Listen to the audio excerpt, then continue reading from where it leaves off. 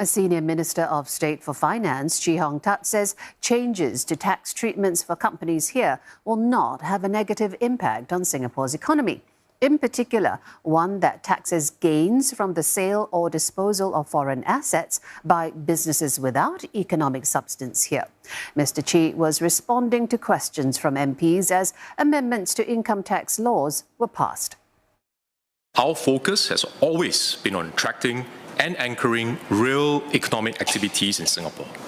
Our global competitiveness will not be affected as these international standards are also applied in other jurisdictions, so there's a level playing field.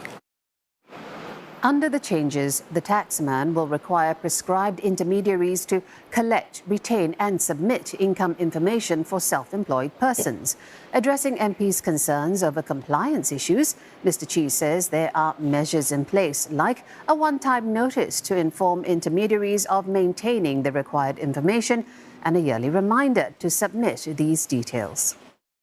What processes will be implemented to ensure that the intermediaries comply with these requirements?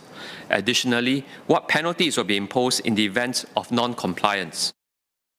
During the initial phase, IRAS will continue to render support to the intermediaries while adopting a light touch approach, such as issuing reminders or warning letters for non-compliance. Subsequently, actions such as composition or prosecution, which include penalties of up to $5,000, could be imposed for non-compliance. The bill also gives effect to changes to implement the Enterprise Innovation Scheme, or EIS. Now, that's where firms will get enhanced tax allowances if they engage in R&D activities. But some MPs raised questions on its effectiveness. Mr. Chee says such measures could drive innovation and improve returns on investments. Firstly, how effective has tax incentive been in developing new capability and R&D? Secondly, how do we ensure investments into skills give rise to real productivity or capability development in Singapore?